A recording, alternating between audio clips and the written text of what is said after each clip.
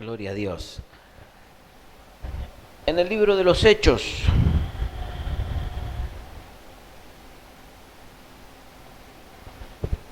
vamos a estar leyendo en esta noche. Hechos capítulo 16. Y quiero estar leyendo el versículo 31 para después estar un poquito ahí en el contexto de la palabra del Señor. Amén. Hechos capítulo 16, versículo 31, y dice así: ellos dijeron: cree en el Señor Jesucristo y serás salvo tú y tu casa. Amén. Señor, bendecimos tu nombre y te exaltamos. Gracias te damos por el privilegio inmenso en el cual tú nos das de poder presentarnos delante de tu presencia para alabarte, para bendecirte, para engrandecer tu nombre, para exaltarte, reconociendo tu grandeza, tu amor, tu fidelidad, reconociendo que tú eres nuestro Dios y que tu palabra es fiel y es verdadera. Bendecimos tu nombre, Dios, y te damos gracias por este día, gracias por este tiempo, gracias por la oportunidad que tú nos das de poder encontrarnos contigo, Señor, a esta mesa y poder disfrutar de todo lo que tú pones delante nuestro, Padre. Gracias por este tiempo, gracias por lo que tú nos permites vivir, tener, compartir y disfrutar, Señor, de lo que tú tienes para nuestras vidas. Permítenos a través de tu palabra ser edificados, ser llevados a un nivel mayor de conocimiento, de revelación en cuanto a tu voluntad, en cuanto a tus diseños, en cuanto a lo que tú deseas para, Señor, nuestras vidas y lo que tú tienes para cada uno de nosotros. Por eso abrimos, Señor, nuestro corazón, entendiendo, Dios, que nuestra vida es un campo fértil, donde tú quieres depositar en nosotros una palabra, una semilla, que produzca en nosotros, Señor, fruto, y ese fruto permanezca. En el nombre poderoso de Jesús. Amén y amén. Gloria a Dios. Amén. ¿Qué quiero compartirles en esta tarde, noche, y poder estar unos minutitos extrayendo de la palabra del Señor algunos pensamientos y aquellos principios que son de bendición para nuestras vidas? Sabe que cuando leemos en el contexto de esta palabra o esta promesa en el cual acabamos de leer, realmente aquellos hombres de Dios que habían estado en un momento difícil de sus vidas, encarcelados. ¿Cuántos conocen un poquito el contexto de esta palabra? Pedro estaba encarcelado, dice la palabra de Dios, y en un momento determinado, realmente Dios obra a su favor. Dios obra realmente a favor de los hombres de Dios, por la intercesión también de mucha gente, de toda una iglesia en el cual estaba orando por ellos. Pero sucede algo, y esta palabra o esta promesa es una de las promesas más poderosas, podríamos decir, en cuanto a lo que tenemos en la palabra de Dios. No es quitarle ni restarle poder o autoridad a todas las promesas, pero esta palabra, esta promesa realmente tiene un poder extraordinario. Dice, ellos le dijeron: cree en el Señor Jesucristo y serás salvo tú y tu casa. Amén. Cree en el Señor Jesucristo y serás salvo tú y tu casa. Aquel hombre al cual esta palabra se le estaba soltando, aquel soldado en el cual se le estaba soltando esta palabra, en el cual él estaba teniendo temor, estaba teniendo angustia, porque pensaba que todos los presos se habían escapado, porque pensaba que ya se tendría que quitar la vida, porque no iban a entender, aquellos que lo habían puesto bajo la responsabilidad a él, no iban a entender lo que estaba pasando. Cuando él recibió la palabra de Dios, cuando él recibió la predicación, el evangelio, realmente la respuesta de él fue: ¿qué tengo que hacer ahora? ¿Qué tengo que hacer ahora? Entiendo, veo la mano de Dios, veo lo que Dios ha hecho. ¿Qué tengo que hacer ahora? Y el apóstol le dice: cree en el Señor Jesucristo y serás salvo tú y tu casa. Ahora, ¿cuántos de nosotros necesitamos realmente el obrar de Dios en nuestras cosas, en nuestra vida? Perdemos muchas veces de vista, por tantas cosas alrededor, o por tantas idas y vueltas, o por tantas situaciones, circunstancias alrededor, perdemos de vista el hecho de que necesitamos el obrar de Dios en nuestro entorno, en nuestro hogar, en nuestra familia, en nuestros seres queridos. Necesitamos el obrar de Dios en nuestra casa. Necesitamos la manifestación de Dios en nuestra casa. Y que Dios se manifieste operando en milagros, operando en poner a salvo realmente nuestra vida, los seres queridos, aquellas personas que están alrededor nuestro, que realmente nosotros necesitamos hacer realmente y poner y creer que Dios lo puede hacer. Cree en el Señor Jesucristo y serás salvo tú y toda tu casa. Ahora ese creer, esa palabra creer, esa palabra en el cual nos hace a nosotros creer o movernos en fe o movernos de acuerdo a lo que estamos recibiendo o creyendo de parte de Dios, también nos lleva o nos moviliza a el hecho de poder cambiar o realmente buscar realmente agradarle a aquel en el cual nosotros estamos tomando por Dios, por Señor de nuestras vidas. Dice la palabra de Dios en el libro de, ya le digo, de Juan capítulo 7, quiero que leamos ahí.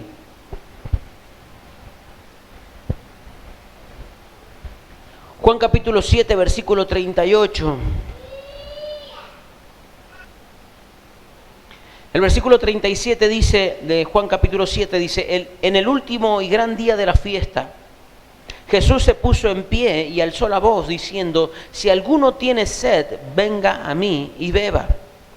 El que cree en mí, como dice la Escritura, de su interior correrán ríos de agua viva. Esto dijo del Espíritu que habían de recibir los que creyesen en Él, pues aún no había venido el Espíritu Santo, porque Jesús no había sido aún glorificado.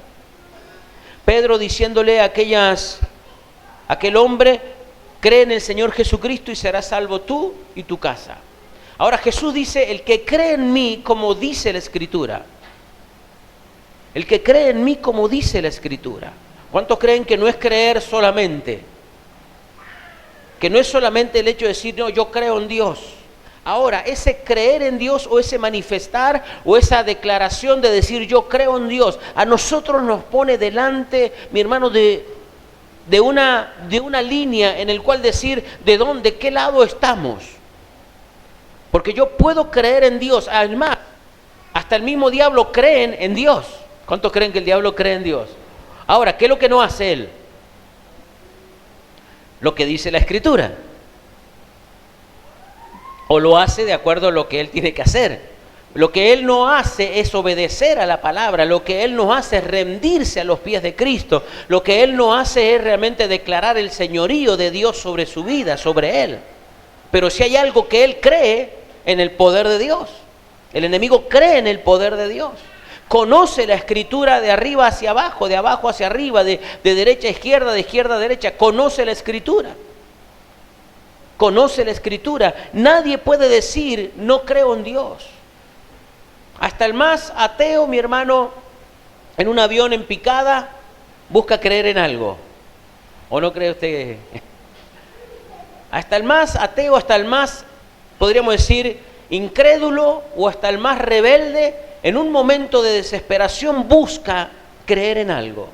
O afirmar su fe en algo, o afirmarse o buscar algo en el cual poder rescatar o poder sacar realmente algo que tenga de bendición para su vida. En un momento de desesperación. Ahora, todo el mundo puede decir que cree en Dios. Todo el mundo puede decir, yo creo en Dios, hay un Dios. Hay un Dios, debe haber un Dios. Mucha gente, uno cuando habla o conversa en algunas circunstancias, hay personas que dicen, debe haber algo superior. ¿Cuántos han escuchado expresiones como esa? Debe haber algo superior. De hecho, no sé si lo llamaremos Dios o no, pero debe haber algo que va más allá, debe haber algo que superior o algo cual distinto, diferente. Ese algo que la gente no sabe que lo que es, eso es Dios. Y que la gente necesita tenerlo, pero no solamente necesita tenerlo, sino que necesita vivir una experiencia. Y mi hermano, el problema más grande de la iglesia es la experiencia. Tener una experiencia en el cual esa experiencia con Dios lo haga rebatir todas aquellas cosas que muchas veces a lo mejor en nosotros hubo o están ahí, tambaleando en principios y en cosas en el cual nos pueden hacer desviar. ¿Sabe? Lo único que hizo, mi hermano, que Saulo cambiara de parecer, ¿qué es lo que fue? ¿Qué fue? Su experiencia con Cristo. Cuando él iba a Damasco, cuando él iba camino a Damasco, dice el libro de Hechos, dice, él respiraba contienda, respiraba odio, dice, camino a Damasco fue volteado de la cabalgadura y se me fue la palabra, se encontró frente a frente con Jesús y Jesús le dice, ¿por qué me persigues, Saulo? ¿Por qué me persigues? ¿Cuál es el problema? Y esa experiencia que él tuvo con él, esa experiencia que pasó, esa experiencia lo hizo a él, después él mismo declarar en el libro de Corintios, dice, todo lo que he aprendido, todo lo que sé, todo ese conocimiento que yo tenía, que amontoné en mi vida, lo tengo por basura, por amor a Cristo. Por amor a Cristo. Una experiencia con Dios es lo único que nos hace mirar hacia adelante y que sea eso más importante que cualquier circunstancia alrededor. Una experiencia con Dios. Una experiencia con Dios. Si no hay una experiencia de vida, si no hay una experiencia en cuanto a la relación, en el hecho de decir, yo sentí a Dios. Lo sentí en mi vida, lo sentí en mi hogar, lo sentí en mi familia, lo vi en mi familia cuando se manifestó Dios en mi hogar, con mis hijos, lo vi a Dios. ¿Cuánto han tenido experiencias viendo a Dios en el bienestar de la familia, en sus hijos? ¿Cuánto han visto a Dios en diferentes circunstancias en la familia? En nuestros hijos, en nuestra familia, en nosotros mismos, en nosotros mismos. En cosas naturales, físicas, espirituales, lo hemos visto y lo hemos sentido a Dios. Eso tiene que ser más importante para un momento determinado, que esa experiencia con Dios, yo acrecentar mi experiencia con Dios, buscar una experiencia diaria con Dios en cuanto a relación, a intimidad. Eso hará que, mi hermano, cualquier circunstancia no pese lo que el enemigo quiere que pese. ¿Por qué? Porque yo tuve una experiencia con Dios. Y esa experiencia es la que vale la pena sostener. Esa experiencia es la que vale la pena aferrarse. Y a esa experiencia es a la que yo y usted y yo nos tenemos que aferrar, tomar y decir, yo le creo a Dios. Hoy puedo estar pasando por un momento determinado. Jonathan nos decía en el devocional, mi hermano, si José no hubiera visto lo que él vio, si José no hubiera sentido lo que él sintió, si José no hubiera recibido lo que recibió, cualquiera de las experiencias que tuvo con sus hermanos, en la cisterna, en el foso, ahí vendido, mi hermano, a los mercaderes, ahí esclavo, mi hermano, en el fondo de un palacio. Si él no hubiera tenido esa experiencia sobrenatural de un sueño, de una palabra de Dios, de una dirección de Dios, todo eso hubiera hecho que él no vale la pena seguir. No vale la pena seguir, pero esa experiencia con Dios lo hizo a él creer ¿en qué? En lo que Dios había hecho, en lo que Dios había dicho, en lo que Dios había declarado. Por eso lo que usted y yo, lo que la iglesia necesitamos es buscar una experiencia con Dios. Y esa experiencia hará que yo realmente pueda valorar lo que significa tener a Cristo. Mi hermano, este hombre en la desesperación de aún querer quitarse la vida, Pedro le dice, no te hagas daño, porque todos estamos acá. ¿Cuántos han leído el contexto de esta palabra? Todos estamos acá, no tienes motivo para hacerte daño. No tienes motivo. Y él, compungido en el corazón, realmente se entregó al Señor. ¿Qué tengo que hacer ahora? Cree en el Señor Jesucristo y serás salvo tú y tu casa. Mi hermano, el creer también va de la mano de manifestar algo. Manifestar cambios. Manifestar, mi hermano, una confrontación a lo que antes nosotros podíamos tener como seguro o como firme. Creer en Dios. Creer en Dios. Creer en lo que Dios hace a nuestro favor, en nuestra vida, en nuestro hogar. Creer en lo que Dios tiene para nosotros. Cree en el Señor Jesucristo. Hay una promesa de Dios. Hay salvación para nosotros. Dios nos pone a salvo, no solamente a nosotros, sino que hay una promesa de salvación para nuestro hogar, para nuestra familia, para nuestros hijos. Hoy a lo mejor esa palabra está lejos del cumplimiento. Hoy a lo mejor esa palabra está lejos en el contexto en el cual yo vivo o mi realidad. Pero yo le creo a Dios. Pero yo le creo a Dios, porque aunque hoy el contexto sea difícil de comprender o decir yo, esa palabra la estoy viviendo, pero yo le creo lo que dice Dios. ¿Cuántos están entendiendo? ¿Cuántos tenemos a nuestro alrededor, mi hermano, familiares, gente que necesita a Dios? Que necesita ver a Dios, aún en la circunstancia difícil, y que muchas veces nosotros decimos, si realmente se pusieran las manos de Dios, familiares, amigos, que amamos, que deseamos realmente que tengan lo que nosotros hemos encontrado en Dios. Aferrémonos a las promesas de Dios. ¿Por qué? Porque la circunstancia, si nos ponemos a contar problemas, si nos ponemos a contar dificultades, si nos ponemos a contar controversias, si nos ponemos a contar cosas que no están conforme a lo que nosotros deseamos, mi hermano, ¿quién no tiene cosas que contar? Dificultades, problemas, pleitos, diferentes cosas que estamos viviendo o pueden estar pasando alrededor. Pero dígame si no vale la pena mejor contar lo que Dios puede hacer. Yo le creo a Dios. Yo le creo a Dios. Volviendo a José, José aún en la cárcel, él no estaba contando o él no contaba sus miserias. Él aprovechaba el momento, la dificultad, y aprovechaba el momento que tenía para aún servir a Dios. Para aún en el momento en el cual estaba, servir a Dios. Las promesas de Dios, mi hermano, no quiere decir que Dios nos va a librar de diferentes circunstancias. Nos va a librar de los problemas. No, las promesas no tienen que ver, mi hermano, con un pase libre de sin problemas.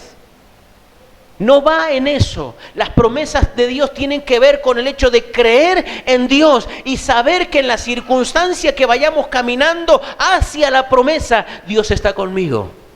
Dios está conmigo. ¿Cuántos creen que Dios está con usted? Dígale al que está a lo suyo, Dios está contigo. ¿Cuántos lo creen? Dios está con nosotros. Ahora, las promesas son visibles. Dios está en nuestra vida. Hablaba con alguien esta mañana y decía, ¿cuántas promesas Dios le hizo al pueblo de Israel? De que los iba a introducir en una tierra que fluye leche y miel. En una tierra de abundancia, en una tierra donde iban a estar, ahí iba a tener su heredad, ahí iban a bendecir, ahí se iban a expandir, ahí iban a disfrutar de todo y olvidarse de todo el suplicio de más de 400 años de esclavitud.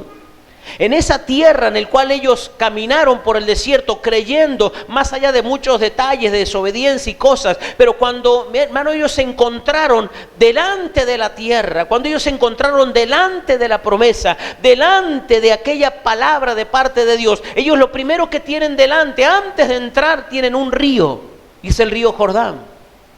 Una promesa que estaba del otro lado. Ahora la promesa no, mi hermano, venía con el hecho de decir, bueno, ustedes presenten una carta documento, presenten algo escrito porque yo soy el Dios suyo y cuando ustedes entren muestren esto y todos se van a ir. Del otro lado había ¿qué? Cuando habían reconocido, recuerde que cuando habían reconocido la tierra, había todo tipo de pueblos y cada uno de esos pueblos estaba realmente teniendo sus fortalezas, tenían sus virtudes, sus defectos, pero ellos estaban viviendo y habían hecho de esa tierra su tierra. También habían gigantes, dice la palabra de Dios, que era la tierra de los filisteos. Habían gigantes y no era mentira, eran gente grande. Ahora, ellos cuando se encontraron delante de esa tierra prometida, mi hermano, ellos tuvieron que conquistarla. Ahora, pero si era una promesa de Dios, Dios nos saca de 430 años de esclavitud y encima ahora tenemos que pelear para tomar la promesa. ¿Dónde está la promesa entonces? Porque muchas veces el cristiano se aferra, se toma del hecho de decir Dios dijo. Ahora, Dios dice, sí, Dios dice, Dios me va a acompañar, Dios va a estar conmigo, Dios va a fortalecer mi vida en la prueba, en la dificultad, en la debilidad. La promesa está y es vigente, el respaldo de Dios está. Ahora yo debo de pelear, yo debo de conquistar. Y en la conquista, mi hermano, aún en la conquista hubieron bajas. Aún en la conquista hubieron bajas y nos podemos poner a pensar, decir, bueno, qué controversia, porque aquel que realmente falleció, murió en la conquista, creyó que esa promesa era para él. Dígame si no es una controversia. ¿O no? Para algunos no. Para mí sí.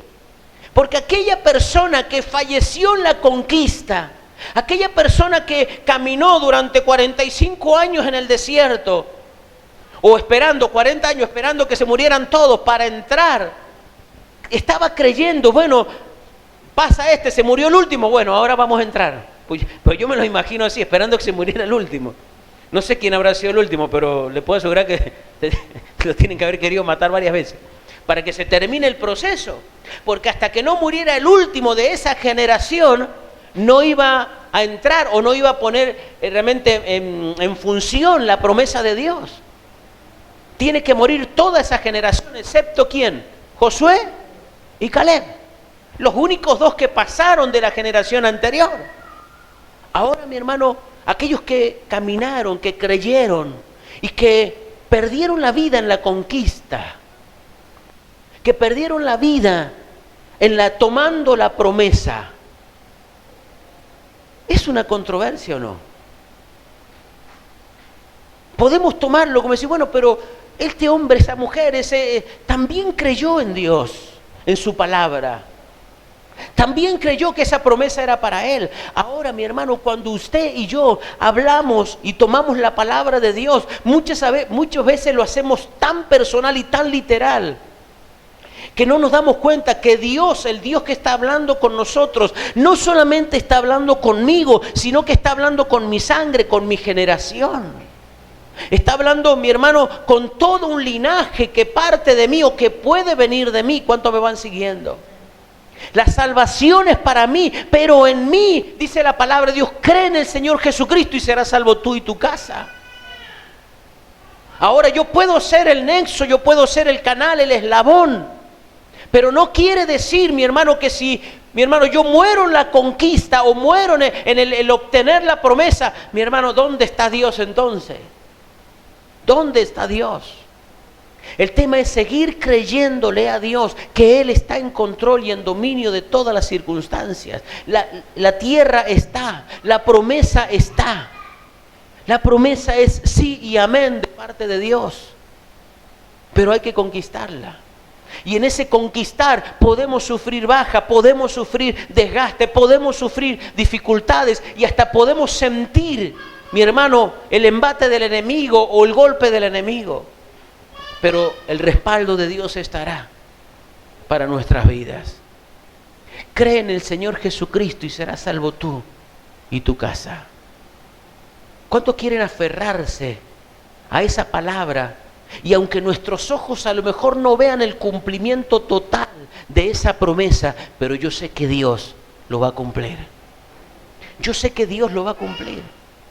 Yo sé que Dios lo hará.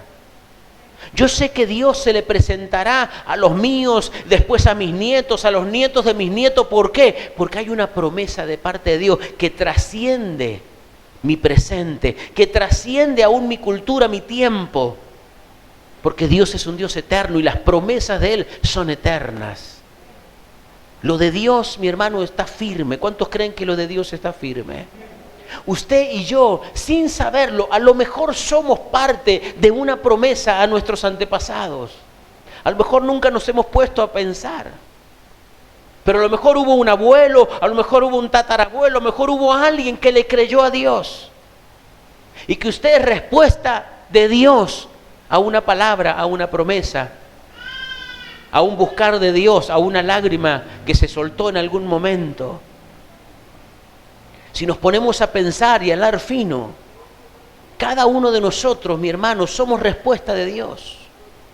Somos respuesta de Dios a una mamá, a un papá, somos respuesta de Dios a una abuela, a un abuelo que encomendó su hogar y su familia o que le creyó a Dios en esta promesa. Cree en el Señor Jesucristo. Porque si nos ponemos a indagar, en algún momento nuestros antepasados siempre hay alguien que le creyó a Dios.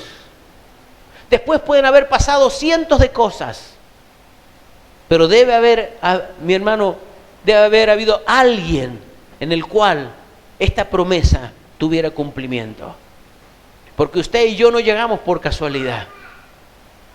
Usted y yo no pasamos por casualidad. El contacto que usted tuvo con alguien para llegar o para recibir a Cristo no es casualidad.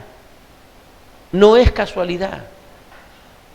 Dios es un Dios de causas y Dios es un Dios de diseño. Dios es un Dios de diseño. Y de usted hacia adelante, Dios es un Dios de diseño. Hay un diseño para su vida, hay un diseño para su hogar, hay un diseño para su familia, hay un diseño para los suyos, hay un diseño para sus nietos, por más que hoy no los tenga y no los quiera tener todavía. Se ríe Daniela. Todavía no decimos. Primero novio. Tampoco. Pero hay un diseño de Dios.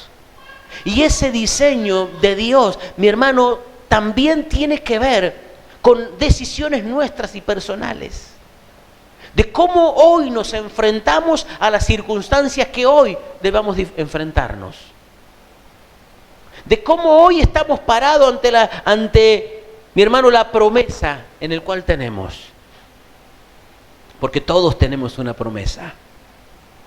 Todos tenemos una palabra de Dios en nuestras vidas. Y debemos creerle a Dios. Creerle por sobre todas las cosas a Dios. Porque Dios, dice un pensador o un científico que decía ser ateo, decía, pero dice, Dios no juega a los dados, que fue Einstein. En su momento se declaró ateo, pero después termina diciendo, Dios no juega a los dados. Dios no es, nada de lo que pasa es cuestión de suerte. Todo tiene una razón, una circunstancia. Todo pasa por algo. O todo sucede, o alguien hace que las cosas pasen. Mi hermano, Dios no está improvisando con usted. Dígale al que está al lado suyo atrás, Dios no está improvisando contigo. Dios no está improvisando con ninguno de nosotros. Dios no está improvisando. Que usted esté acá, Dios no está improvisando con su vida, con la mía. Dios no está, mi hermano, a ver, tirando promesas, a ver quién la... No, Dios es un Dios de diseño y es un Dios de bendición y de promesas cumplidas. Y Dios tiene un diseño extraordinario para su vida y para los suyos. Dios es un Dios de promesas. Cuando Dios habla con Abraham, dice el libro de Hebreos, no habiendo nada mayor o nada mejor, nada más grande por el cual tomar juramento, dice, te lo juro por mí mismo que te bendeciré. Te lo juro por mí mismo que te bendeciré. Y en ti serán benditas todas las familias de la tierra. Mire qué promesa de parte de Dios.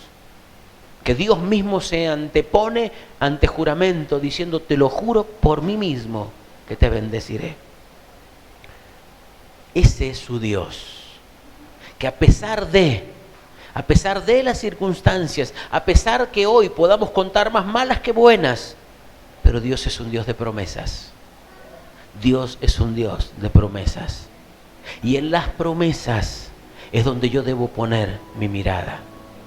Porque yo ya vi, usted tiene que ver a dónde tenemos que ir o dónde deberíamos estar. ¿Cuánto le creen a Dios? Cierre sus ojos ahí donde está. Adórelo al Señor. Te bendecimos, Dios.